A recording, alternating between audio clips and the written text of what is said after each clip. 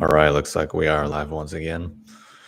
Early on a Tuesday, November 7th. And in this live stream, I'm going to share with you some very uplifting and profoundly optimistic good vibes that will surely fill in all of the psychological deficits and voids within you and deliver you to a profound place of bliss and happiness and everlasting peace.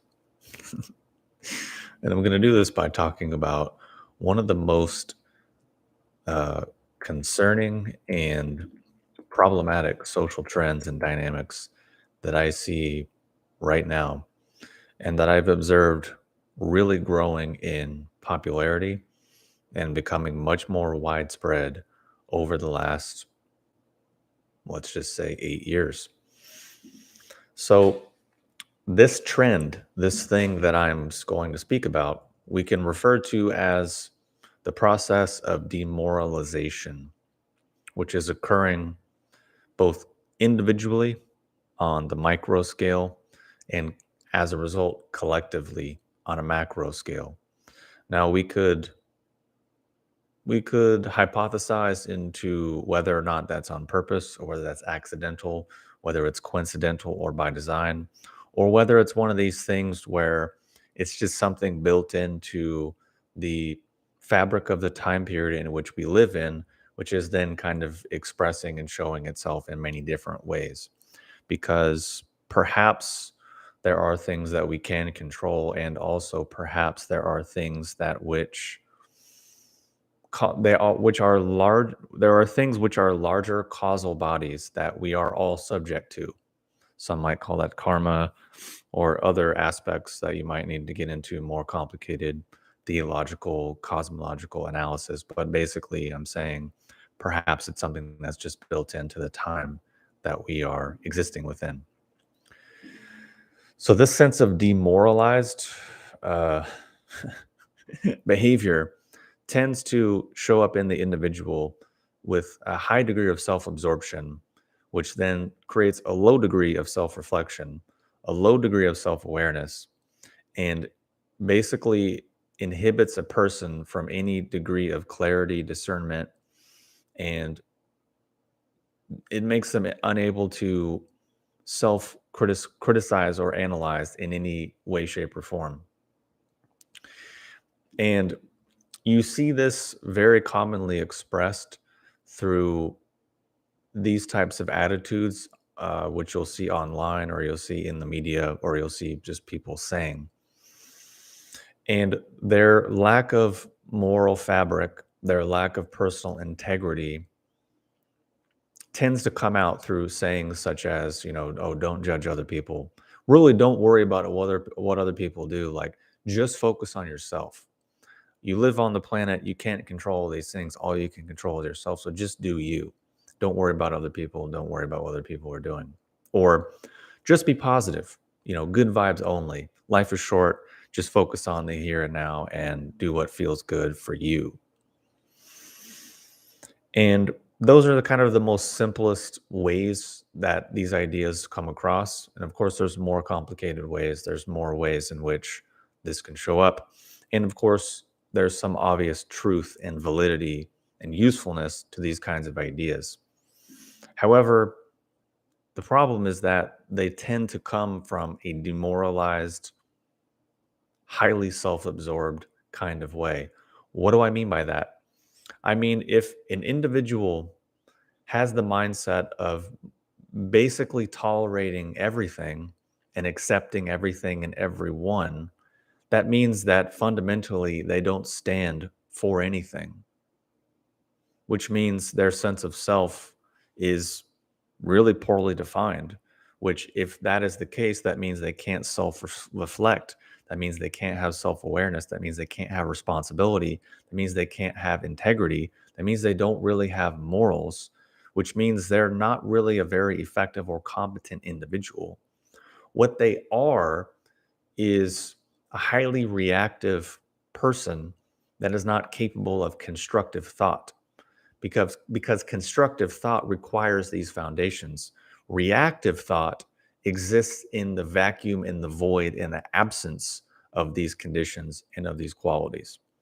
So if you have a society and a culture that is strongly built up by reactive individuals incapable of constructive thought, thereby they will be reactive emotionally to basically anything and everything, which the benefit of that is they're great consumers of the pharmaceutical medical institution, of the sort of self-help therapy complex, of media, and really of anything that is pushed down their throat through these systems of power and influence. They will just accept and go along with, no matter how contradictory it might be.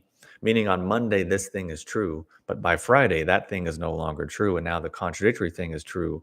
But because they're just reacting emotionally in a reactive way, that it doesn't, that's completely okay. And these are individuals that are completely comfortable with moral hypocrisy. And, rules apply to you, but not to me in these kinds of behaviors.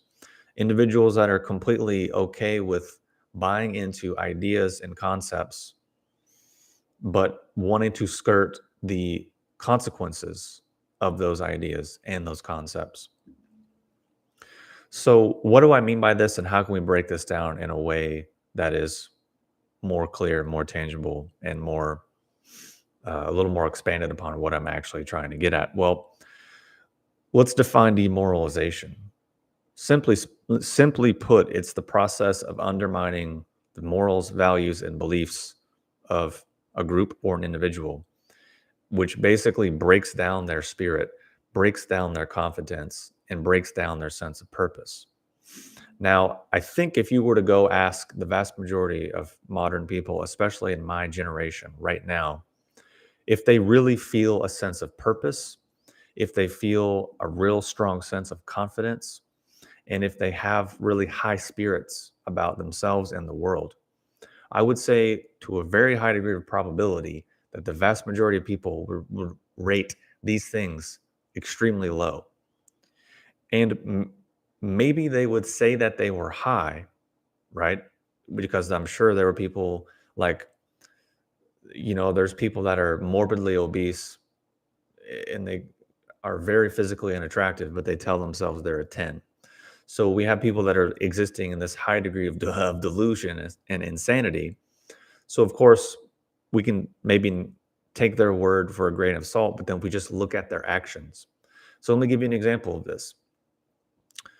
It's very common you'll meet people that are like, oh, the world is fake, or it's all an illusion, or the power of law of attraction, or we create our reality and we're responsible for our own reality. And they have these kinds of ideas, right? You tend to not find people saying those things that are actually doing anything. Because if you really believe the world is this fake matrix or this fake simulation and it's all an illusion, and you can do anything you want and you're creator of your reality, then why aren't you doing something amazing? Why aren't you the best in the world? Why aren't you some generational figure that is profoundly shaping the course of human history and creating this massive impact? Why? Because that's not really how the world works. So, some of the key aspects of demoralization would be firstly promoting distrust and cynicism. So, basically, undermining history, undermining leaders, and more or less, if more or less attacking any degree of competency and faith in established things, whether that's traditions or norms or whatever. Second would be spreading confusion and ambiguity. So presenting many competing narratives and viewpoints that makes it hard to discern truth, which basically creates uncertainty and frustration. So I think there's plenty of examples of this. I mean, the family unit is crumbling in our current world, of course. The idea of gender, like biological reality, that's out the window. objective truth, meaning, criminals doing criminal acts, and then now they're also the victim. Like, or any a number of permutations and examples of people doing genuinely heinous or negative things, but then somehow flipping it and turning around as if it's a positive thing, or people doing genuinely positive things and then people turning and flipping around as it's a negative thing. So the fourth component would be lowering standards and lowering discipline and pushing the idea that and behavior rules, ethics, and discipline are unnecessary and or oppressive. So thereby removing restraints on behavior. And it's funny, as I'm saying this, I just think, wow, this has been my life so far being a millennial. Like, I just think about all the common ideas and the things that I've seen people going through. I'm just have to laugh to myself. uh, and just like, especially the lowering the standards and discipline. This is so widespread and so profound that I'm struggling to even come up with examples. But it's like a great example of my generation is, at least for the female demographics, massively encouraged sexual promiscuity and no, I don't want any consequences. I don't want any degree of morality placed upon it because I'm following my feelings and you just do you and you can't judge what other people do and you don't worry about what other people do. And I'm just going to do what I want and what feels good to me right now. Well, actions have consequences. There does happen to be at least some thread left of some degree of objective morality in the world. I don't think there are some people still left with some contact with their conscience. And even if they don't, here's an example: anxiety, depression, mental illness, addiction, hopelessness, purposelessness. These things are all, I would say, are at record highs. People needing psychiatric medication, highs. People addicted to alcohol, high. People addicted to weed, high. People addicted to all manner of drugs, really high. Pornography, really high, really widespread. All of these addictions, all of these stimulations, all of these things to build and support and keep people just sort of barely able to function. Well, why? I think it's because if you engage in behaviors that fundamentally go against your conscience and your morality, then your physiological health will reflect that and will be negatively and proportionally hindered. Here's a concrete example of that. I can't tell you how many people I've talked to that are like, "Oh, well, I struggle with sleep. I just don't get good sleep, or it's really hard for me to fall asleep, and I'm just tired all the time." And basically, every single one of them doom scrolls every night before bed. And I'm thinking, well, cause, effect. It's raining outside, and I walked outside, and now I'm wet. Oh, well, it can't be because of that. It's got to be some other else. Maybe it's a chemical imbalance. Maybe my chakras aren't aligned. Maybe it's Mercury's in retrograde. Maybe it's the toxic patriarchy. Maybe my gender isn't what I thought it was. Maybe my parents didn't love me enough, or maybe my boyfriend or my girlfriend isn't showing up for me. Or it's a simple cause and effect relationship of your doom scrolling, which is ramping up your nervous system and stimulating all these aspects for your brain. But because you're so accustomed to existing that hyperstimulated state, you don't realize it. That just feels normal. But then the natural side effect, byproduct outcome is your sleep is proportionally hindered and the quality of it is diminished. Stretch that out over a long enough period of time: anxiety, depression, low energy, reproductive issues, low libido, irregular periods, irregular menstruation, digestive issues, all of these common things that people are dealing with. And they're like, it's just such a mystery. It's just this complicated otherworldly thing that I just can't understand. Or maybe it's a simple aspect of cause and effect relationships because you may exist in this fantasy world, but I absolutely guarantee you there are aspects of reality that exist independently of that fantasy world. And if I disappeared right now in this moment, these causal variables would still exist.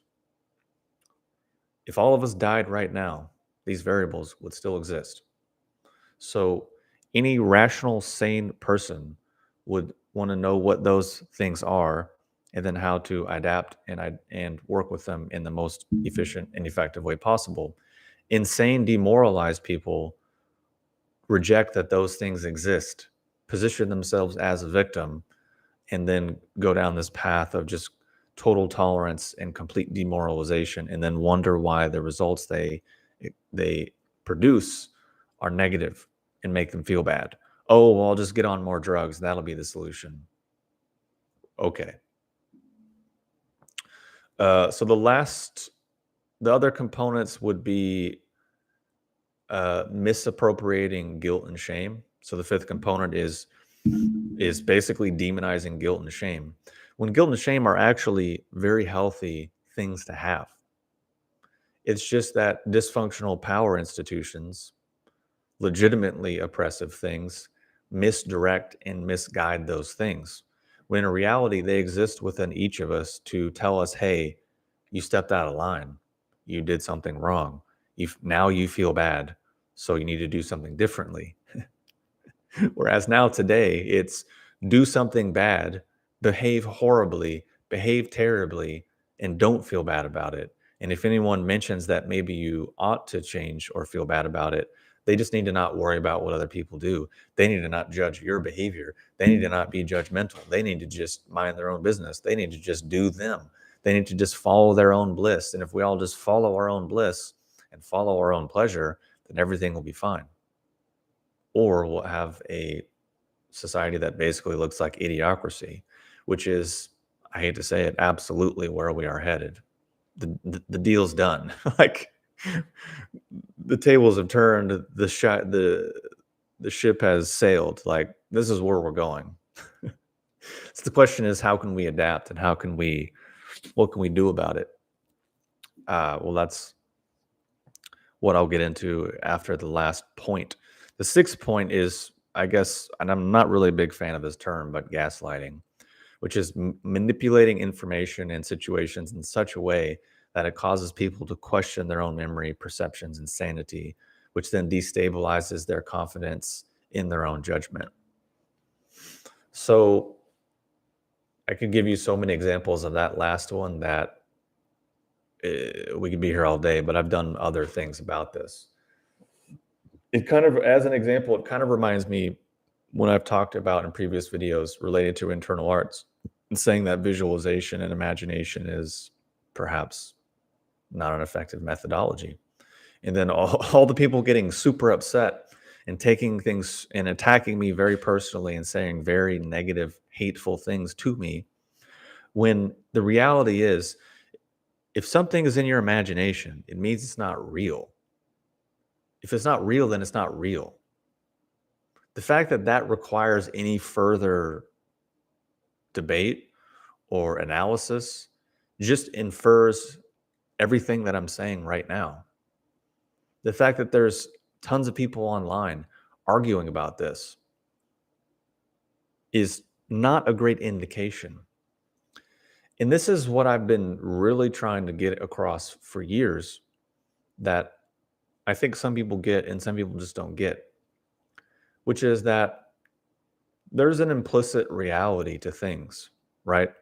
Meaning, if there's a group of people engaged in a behavior that's genuinely awful, but those people believe that that behavior is completely justified and good, then that's not a great reflection on those people. That's a very, those are not people I would personally want to have in my life. And I can tell you within the dating context, I've I've seen quite a few of them. And I've told a lot of these stories before, so I'm not going to repeat them because it's just, and I've also forgotten a bunch of them already, which is fun. So basically, the last thing I'll say is the cumulative effect is that people become more pessimistic, more insecure, and inherently feel more powerless, which then they reflect that out into the world.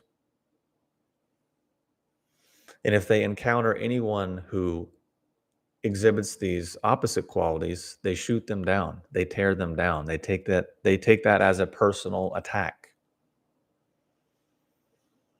which is like kind of crabs in a barrel sort of a situation.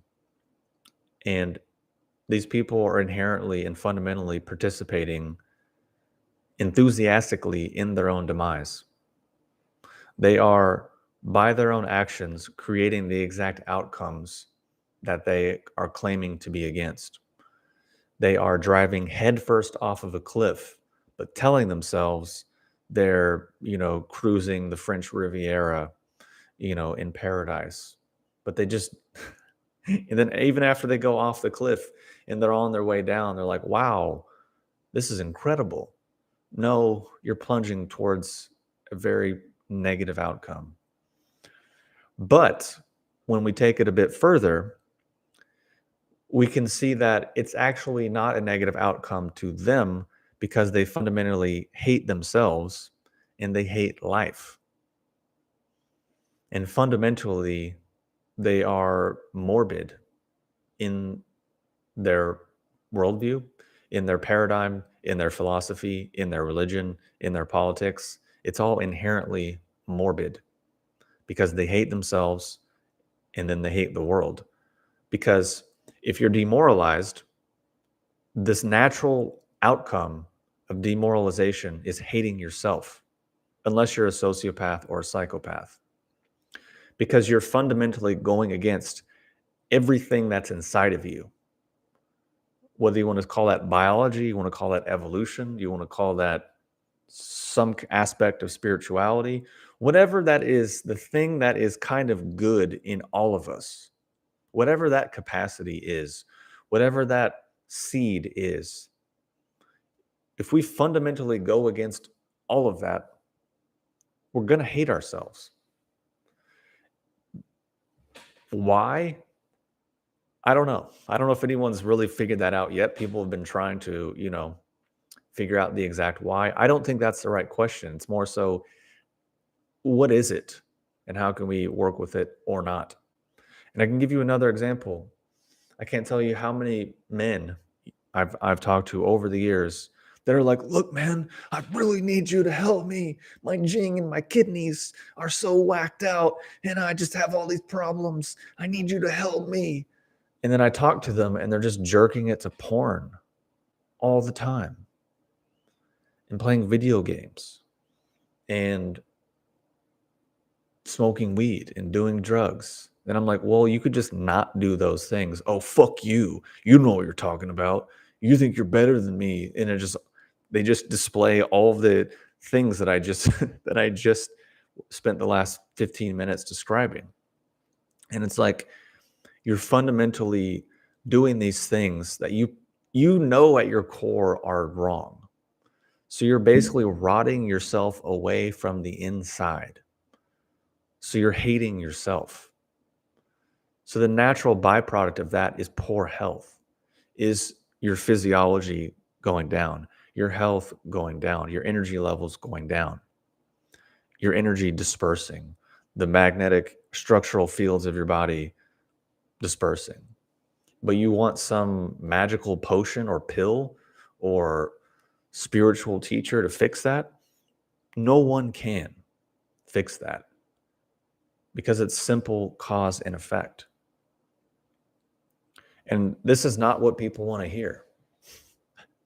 I can tell as I say that, like 8 people just dropped off the stream. This is not what people want to hear. Why don't they want to hear it? Because this is the actual core of the issue. If you fundamentally hate yourself and you hate your life, what do you think the outcome of that is going to be? More of that. So then you take millions of people feeling that same exact way, and they're all engaging with each other. The outcome of that will probably be negative. And if they see anyone exhibiting opposite qualities, they're going to shoot them down in any way that they can. So they'll attack them directly, or they will kind of pivot it and make it up into some whole other thing. And I can tell you that men and women both do this. It's not unique to any gender.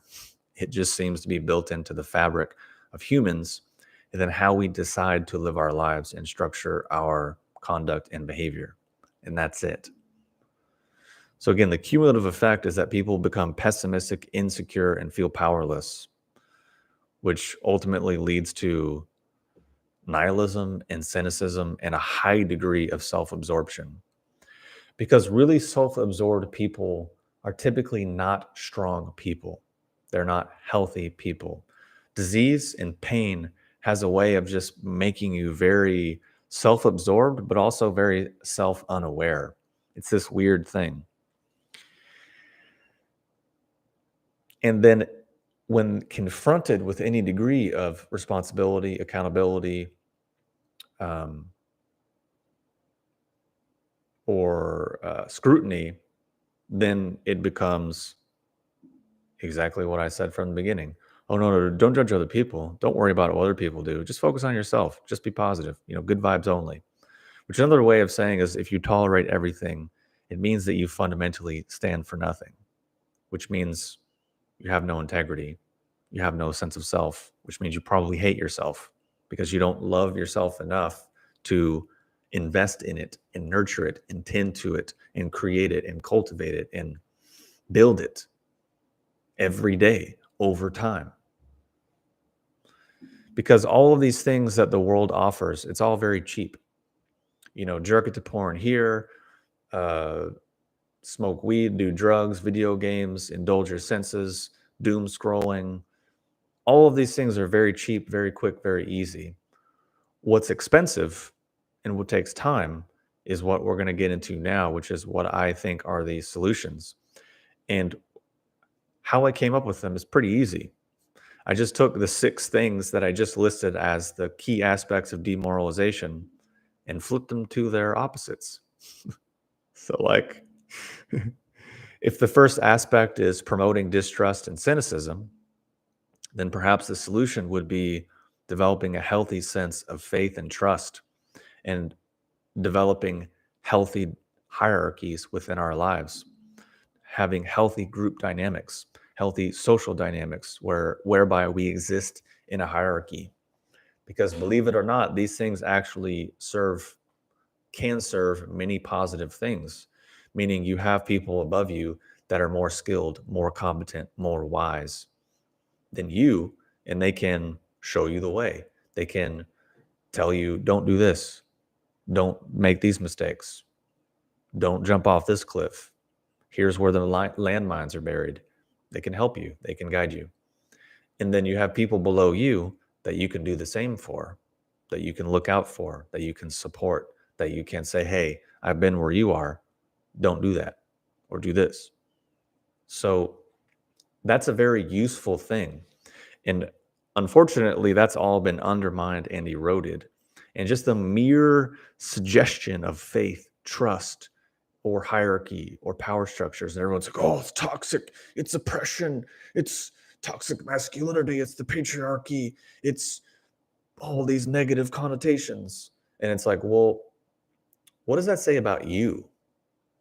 Because when I hear these words, I think about my great relationships and positive experiences with all the people in my life that have helped me, and then the people in my life that I've helped.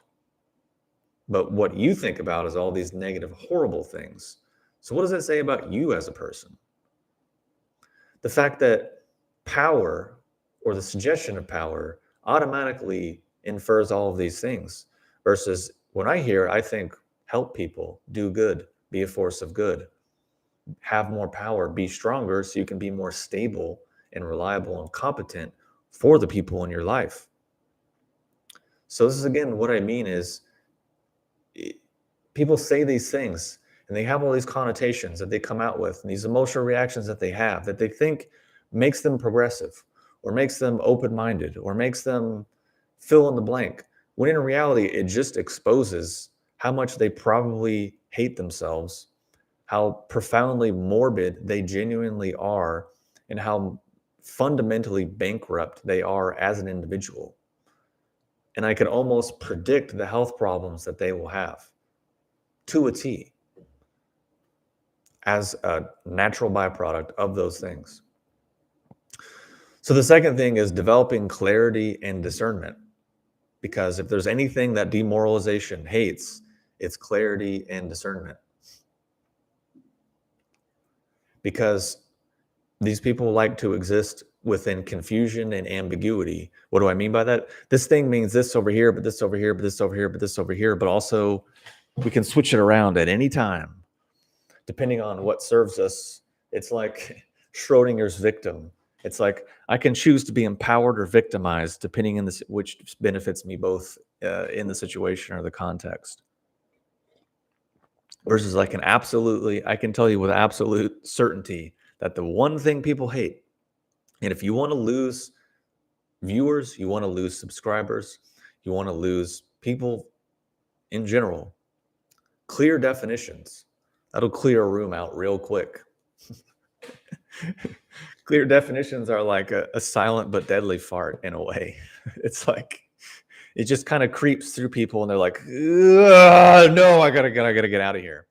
Versus what people love is vague emotional terminology that they can project into, and it can be anything and everything to anyone and everyone at any time under any circumstances, any conditions, which means it fundamentally means nothing. Which goes back to my example earlier. All the spiritual and qigong people getting so pissed when things have definitions. And I can tell you, it's absolutely one of the number one things that these people hate. And they will automatically infer that if you have clarity, you have discernment, you have definitions of terms, you're arrogant, you think you're better than everyone, you think you're smarter than everyone, you don't know, you're deluded. They just start filling in all of the blanks with all these personal attacks when they think in their mind, they think this is going to make you look bad. But in actuality, it just exposes to the world their low IQ, their high degree of emotional reactivity, because they can't just discern, oh, wait, this is what they mean under these circumstances and these conditions. And I see how they got there, but I maybe mean this under these conditions and these circumstances. And this is how I got there. So you can discern these two different things. So it's like people, like just the other day, someone wrote out this essay, which had to have been the complete limit of what YouTube comments will allow. And it was the most condescending, inaccurate, almost like the most intellectualized personal attack I've really ever seen. And I basically skimmed it and deleted it and blocked the person, which was kind of funny because I'm like, this person probably spent so much time and so much energy trying to attack myself and my podcast guest because of the definitions of terms that we were using. And they were doing it from this profoundly emotional, like highly reactive place, but also super cognitively nuanced. And it was just, yeah. So I can just tell you from so many examples, people hate clarity and discernment more than anything else, I think. Okay, so the first is, developing healthy sense of faith, trust, and hierarchies and communal structures and organizations. Second is developing actual clarity and discernment. This is what this means. This is what this does not mean. To be able to discern A from B and C from D. Being able to discern hot from cold and these other simple things. The third thing is taking action and being assertive. Because if demoralization is encouraging apathy and passivity and making people feel like things are pointless and making them feel complacent and making them feel like pessimistic and insecure and powerless, the number one thing they will hate is people that are assertive and people are actually taking action. So if you want to counter these things, then be assertive and take action. Simple as that. The fourth thing is have standards and be disciplined. If the societal trend is lowering the standards and having no discipline, doing whatever you want, whenever you want, because you feel like it, like a child or like a dog, then the opposite is have standards and have discipline. And I can tell you, people hate that one because they want to have their cake and eat it too. Meaning, I want to engage in all these destructive behaviors, but I don't want any of the consequences. And society is 110%. And it's funny, as I say that, people drop off. It's like predictable. And I can tell you 110% drugs like Ozempic and these other weight loss drugs, it's exactly that. There's no conversation about, hey, maybe people will be adults and change their behavior. We're way past that. We're now at Brave New World territory of don't worry about changing your behavior. Just take these drugs, take these pills.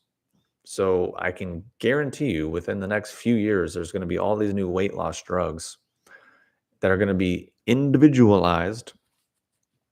And there's going to be all these new psychiatric medications that are individualized and are probably have their roots in plant medicines and in essence will engender us to a brave new world kind of society, which demoralization leads to dystopia. Who would have thunk it? But this is where we're going. This is what people are primed and ready for and absolutely wanting, like demanding. Because the idea of, well, maybe you're responsible. No, because you can't speak to demoralized people about personal responsibility or accountability or cause and effect. You just can't. So what's the next solution? Drugs. But the funny thing is the vast majority of these people used to be anti-big pharma, anti-big corporations, and technocracy, but now they're pro, which just shows that on Monday they can believe A, and then on Tuesday they can believe B and not really have no issue with that because there's nothing there to begin with. So again, recapping. Actually, I don't feel like recapping. The last thing was having standards and be disciplined. The fifth thing is use guilt and shame to course correct your actions. Develop healthy relationships to these emotions. Because if you just don't do things that are outside of your moral compass and your conscience, guilt and shame are really not a problem. Guilt and shame are only a problem if you're living already outside the bounds of your moral fabric and your conscience and any degree of rationality. You pretty much live in full. And it's funny, as I say it, more people drop off. If you're living outside of that, you're already existing in a sea of guilt and shame. So what do? You take Ozempic or you take all these different drugs rather than looking at your own actions, rather than looking at your own behavior. It's like, well, forget it. So then the last thing is to develop the ability to tell the truth within yourself first and foremost. Brutal self-honesty first and foremost.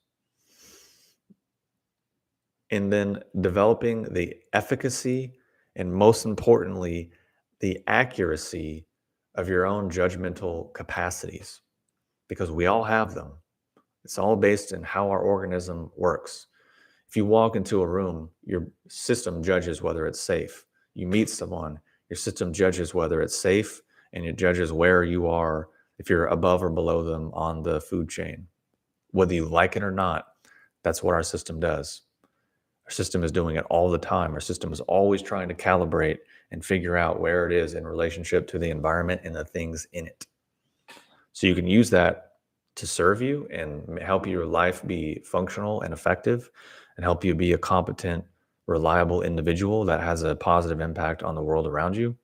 Or you can let that be the opposite, where you just judge completely incorrectly, where you think, you know, McDonald's is health food. You think people treating you horribly is normal, and all these other demoralized capacities. So Hopefully, this makes sense. I think those are the solutions based on the simple fact that they're pretty much the opposites of all of the characteristics and outcomes that demoralization seeks to do. And I can tell you, getting out my magic 8 ball, these are things that are only going to get worse. They are only going to get amplified. We are only going to see more of it. So you might think I'm being negative, and again, more people drop off. You might think I'm being negative. You might think I'm being mean. You might think all these different things. I'm here to tell you the opposite is true because these are problems that exist right now, which are only going to get worse. So if you want to be healthy, you want to be healthier, you want to exist more efficiently and effectively in the world, then these are the things that highly likely you're going to have to do, or at least maintain and nurture to some degree to in order to do those things. So if me saying it's raining outside and pull out an umbrella is being negative, then fine, we have different definitions of those terms. Personally speaking, if it's raining outside, I would prefer to figure out how to adapt to that. Do I want to wear waterproof pants and jacket? Then I can go out. Like just yesterday, I went for a 2-hour hike. It was raining. I didn't get wet. Why did I not get wet? Because my shoes were waterproof. My pants were waterproof. My jacket was waterproof. My hood was waterproof. So it was a comfortable stroll through the woods. Is that being negative? Or is it just this is the environment? These are the conditions and the outcomes. How can I adapt to it and navigate it efficiently and effectively? Versus the demoralized attitude is, oh, don't look at the problem. Don't worry about it. Don't focus on it. Just follow your feelings. Oh, this thing makes you feel uncomfortable now. Okay, we'll just ignore it. Because the fact of the matter is, intelligence and being a rational, sane human being comes down to a few simple things. Number one, the ability to, yeah, understand and acknowledge your feelings and be able to accurately discern whether to listen to them or not. Because if you don't do that, then you're a child or a dog. Simply put, you're not necessarily an adult functional human being. So then you can't really expect adult functional outcomes.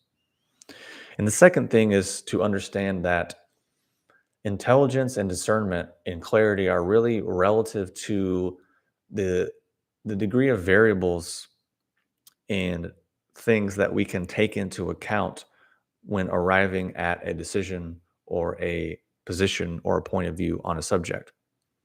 What most people do is, here's what I heard, here's what I saw in the news or the media, here's how I feel, done. Case closed, problem solved, view, done, over with, moving forward.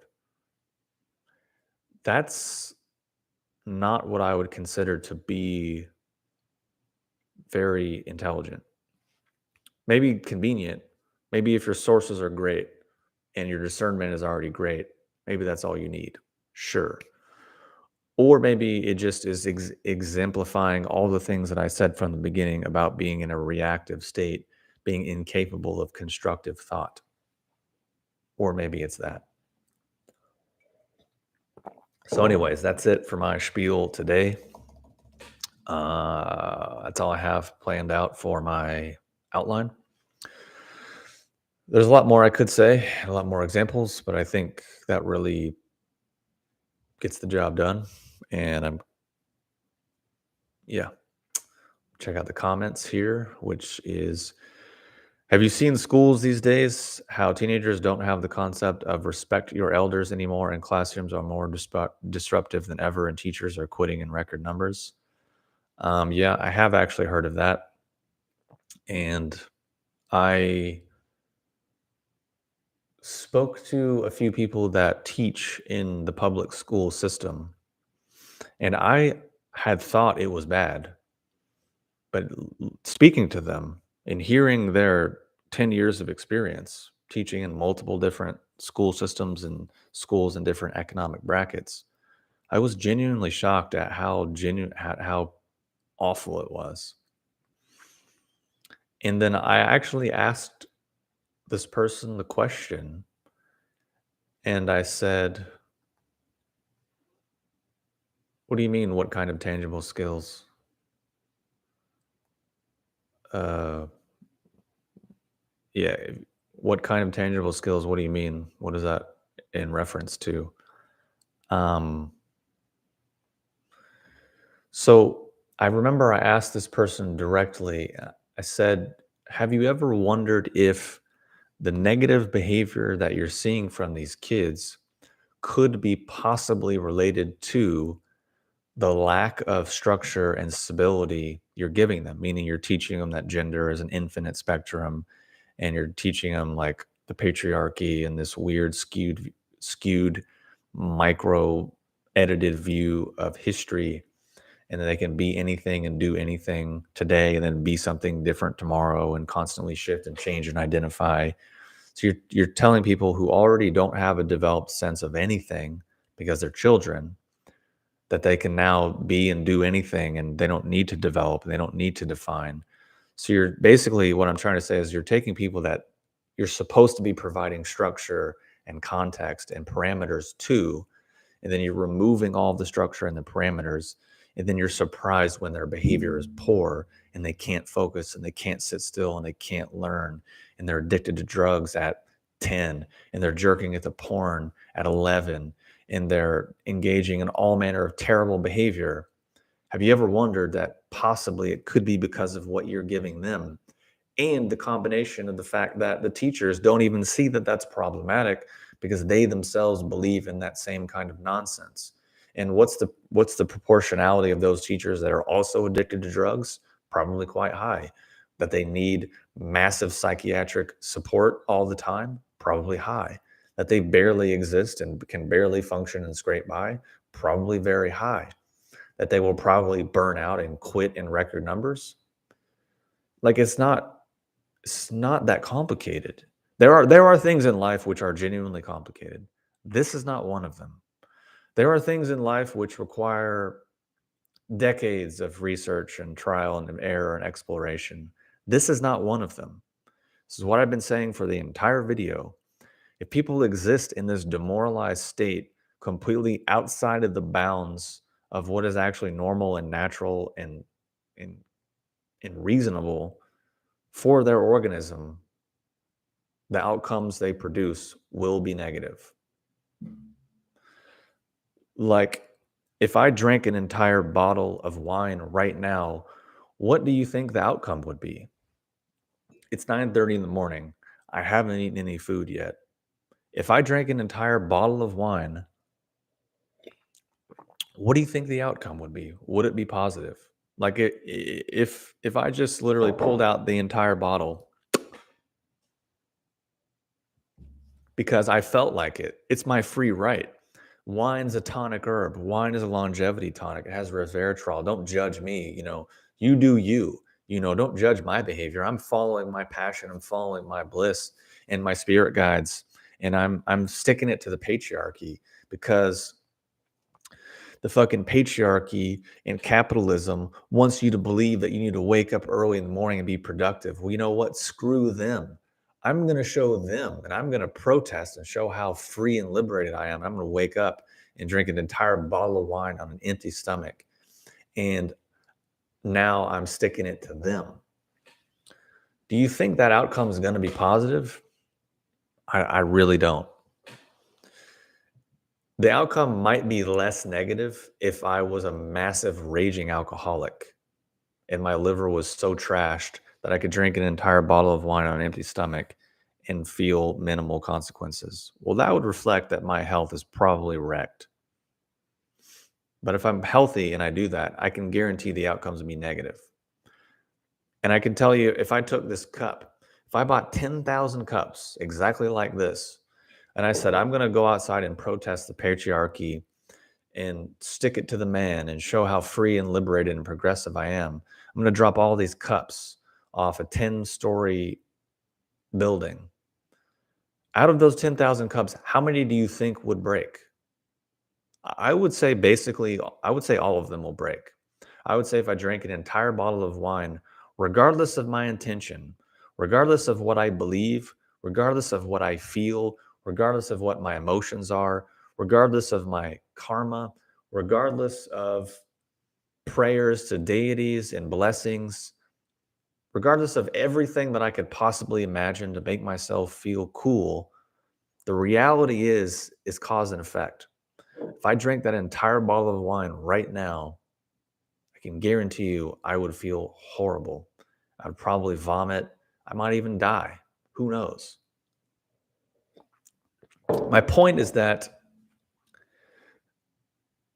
the fact that just that example, I would guarantee you offends some people.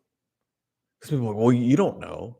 It's why would you presume all those things? Why would you assume all those things? Oh, you're arrogant. Oh, you're a narcissist because you think you know it all. Maybe there are people who can drink an entire bottle of wine first thing in the morning and empty stomach, and it's totally fine. Like, who are you to judge them? You think you're better than everyone else just because you're like a straight white man and you're using your cis male privilege? You think you know better than everyone else. Or you could take everything I just said, and all these like spiritual new agey people will fill in the blank with their own examples, which is just defensiveness, escapism, and fundamentally a lack of demoralization. Because there are big problems in the world. There are actual conundrums. There are so many opportunities for meaningful action in the world. Shit like this is not one of them. But how we know that we are existing in a sense of demoralization is the things that people are debating are these low, trivial things. But in their mind, it's the most cosmic, grand things. Like I said earlier, the spiritual people that are like, oh, visualization, how dare you? Like this guy literally said, maybe people that do visualization have powers far beyond your ability to understand. And I'm like, okay, I know in their mind they think they're shooting me down, but at the same time, I want to vomit because it's the same thing as me being like, hey, it's 8 in the morning. I'm going to drink an entire bottle of wine and I bet I won't get sick.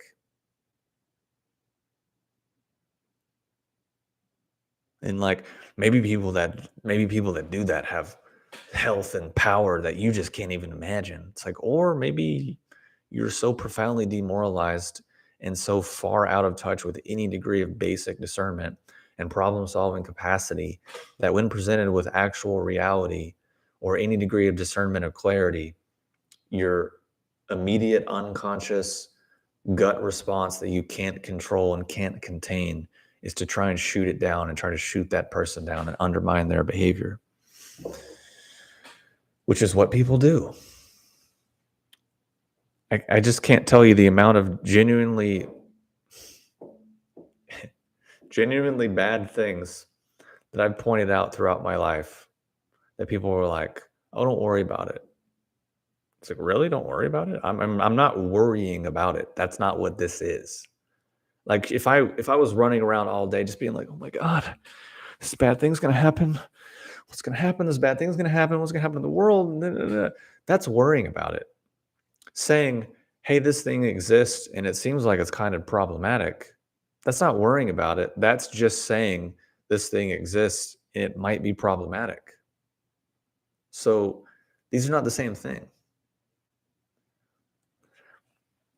But again, no discernment in this vague sense of moral relativity. Oh, just focus on yourself, focus on your feelings. Really? So then, let's say there was a person in a position of power, head of a corporation, owner of a country, or not owner of a country, someone who ran a country, whatever. What if they just followed their feelings? And what if they didn't worry about other people? And what if they just did what felt good for them? What do we call that? Interesting. So let's say I was the head of a pharmaceutical company and I say, you know what? I'm not going to worry about what other people do. I'm not going to judge other people. I'm not going to really concern myself with these things. I'm just going to do me. I'm going to do what feels good to me. I'm going to control what I can control, which is just me. What do I want? I want as much money as possible for myself and my shareholders. What do we think the outcome of that's going to be? Or let's say I'm CEO of Monsanto and I'm like, you know what? There's no real sense of right and wrong in the world. Who cares about what other people want? Who cares about what other people think? I can't listen to the haters. I can't listen to the toxicity of the world. I'm just going to do what I want to do. What do we think that's going to out? Where's that going to go? Let's say I'm the head of a military or a country, and I'm like, you know what? I'm going to do me. I'm going to do what feels good for me now. I'm not going to worry about what other people think. I'm not going to worry about what other people do. I'm not going to judge them. I'm not going to have discernity and clarity, and I'm not going to have clarity or discernment. I'm not going to have really a sense of morality. I'm not going to worry about right and wrong. I'm just going to do what feels good for me now. Where do we think that's going to go? Anyone have any answers? Just rough guess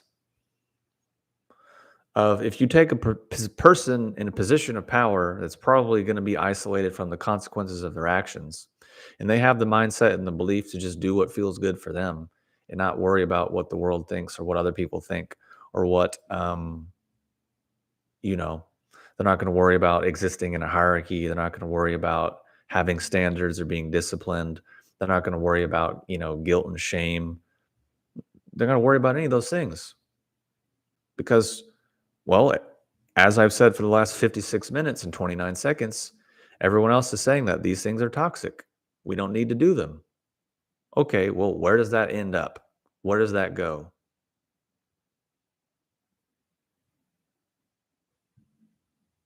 But yet I'm the asshole.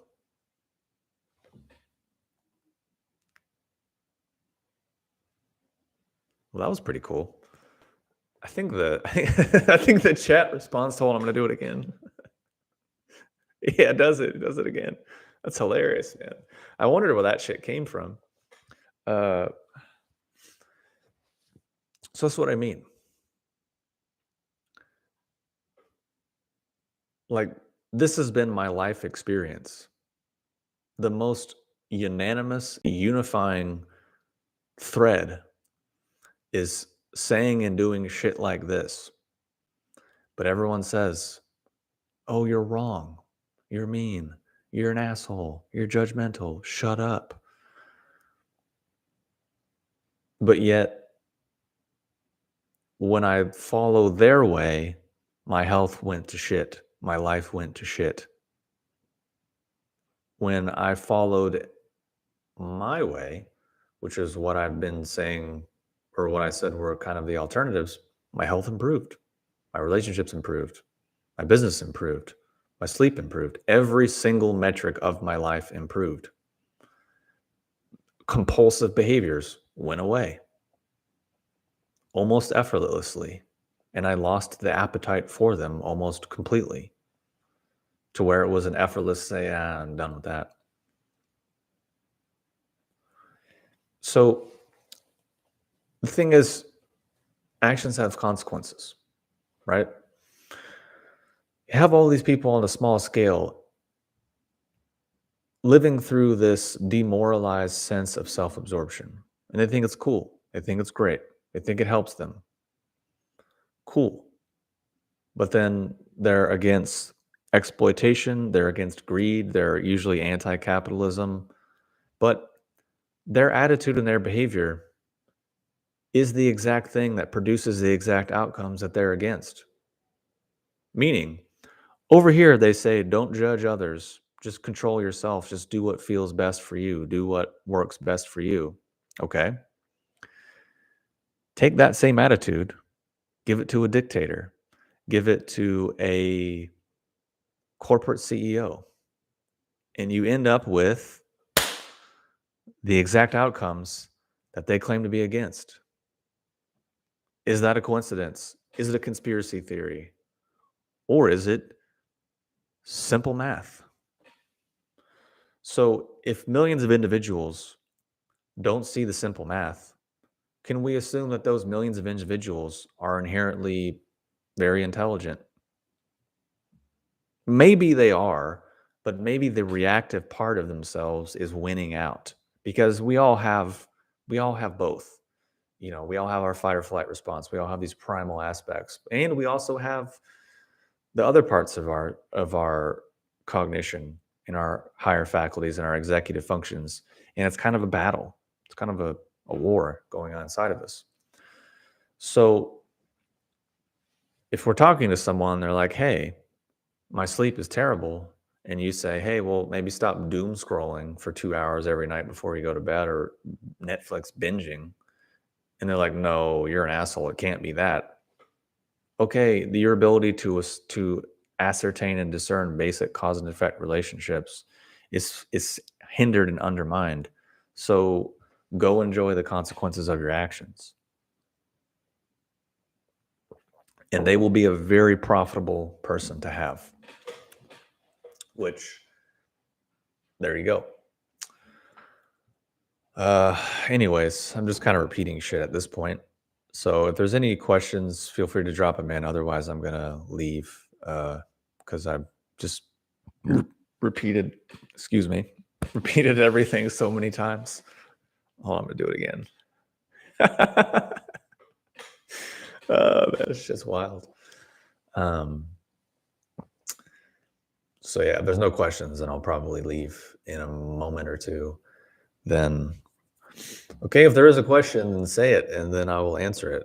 Hopefully, uh, it'll actually be relevant to the thing. What's the latest tea I've been drinking? To be honest, I just drink the Laoshan green teas from Verdant's Tea. That's all I drink. I don't really drink anything else. I drink very little tea anymore.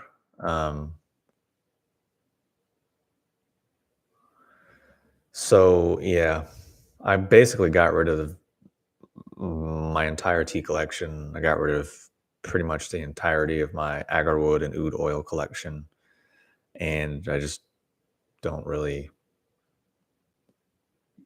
drink as much. So yeah, for tea, I probably drink like a gram and a half of green tea uh, in the Gaiwan, and then even that I cut and water that down, and that's it. That's all I do. Um, so yeah, really like the Laoshan green teas. They're the best green teas that I've had, and the only ones that I really like. Um, There's a lot of the Chinese green teas are really thin in their flavor, but the Laoshan, they took kind of the Japanese style of shade growing and greenhouse growing and these things and combined it with the traditional Chinese style. The flavor is very rich and very deep, and I find it to be pretty mild and not very stimulating. Um, so it's quite good. But yeah, that's all I drink. Either the Bilo Chun or the um, green. They just call it Laoshan green, or the flat pressed green. Those are all good. And then their Dragon Well from a different region, from a different farmer, is pretty decent as well. But sometimes I'm just like, yeah, I don't really care to pay that much for it because it's not that amazing. But so yeah, the Laoshan green teas and then their Dragon Well is pretty much it. And even then, I'm brewing like a gram and a half, and even then, I'm diluting it with hot water. But somehow it still has really rich, strong flavor. Like I remember I brewed it for a friend of mine, and he's like, "Damn, this is strong." I'm like, "I know, right? Doesn't make any sense that it would be this strong when it's a gram and a half of tea in a gaiwan that's also diluted by 50% with hot water." But that's just life. I still wish you had the vetiver oil. Yeah, I mean that stuff was good, but it's just vetiver oil is really common and easy to come by. There's not that much differentiation in the market. But I still have a couple bottles of that for myself, and it's quite good, but very easy to get. It's very cheap, very commercially available in quality. But actually, I do have like 5 new products coming in the next 2 months, so that'll be cool. I'll do a separate video about that later. Hanif S. Question. People ask for your help and they generally say that you're wrong. That's a statement. That's not a question. So I don't know if you didn't finish it or got distracted or left, but I'm not understanding your question. And also, I guess maybe English isn't your first language, which is cool. Um, but if you have a question, then I'll answer it. But that's a statement. That's not a question. Just like earlier, you said, what kind of tangible skills? When it's like, I don't really know what that's related to. Don't really recall. I don't know. So yeah, if you ask a question, then have it be a question, and then that'll make it easier for me to answer it. Otherwise, if it's just a statement, I don't know exactly what people are asking. But yeah, otherwise, I'll just have to go because I have things to do, if you can believe that.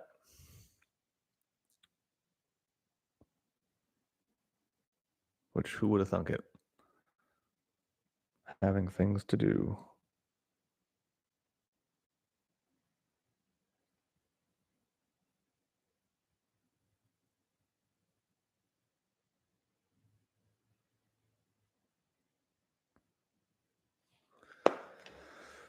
Cool. All right. Well, no questions, and I have things to do, guys. So if there's no questions, that's everything I've said. And definitely go back and re-listen because the meat of it was the first 30 minutes or so. And that'll be cool. I appreciate everyone tuning in and for watching the live stream and for supporting what I do and for, man, I will say as a business owner, so many of these cold outreach emails I get are genuinely terrible. Yeah. But yeah, I'll be posting some videos soon because I have 3 to 5 new products coming out on the website. A few will be in stock on the website this month, and then a few next month. And a lot of changes are happening. And also, I'm in the process of starting a whole other project. So yeah, there's that. Anyways, thanks again for tuning in. Thanks again for watching. And if you have any requests for future live streams, feel free to drop them in the comments, and I'll be happy to address the topic or the question in a future live stream just for you. Anyways, thanks again for tuning in. Thanks for watching. Thanks for your support. Hope you enjoy the rest of your day wherever you are on the planet, wherever you're watching this from, because there are people from all over the planet. So yeah, take care. Have a good one.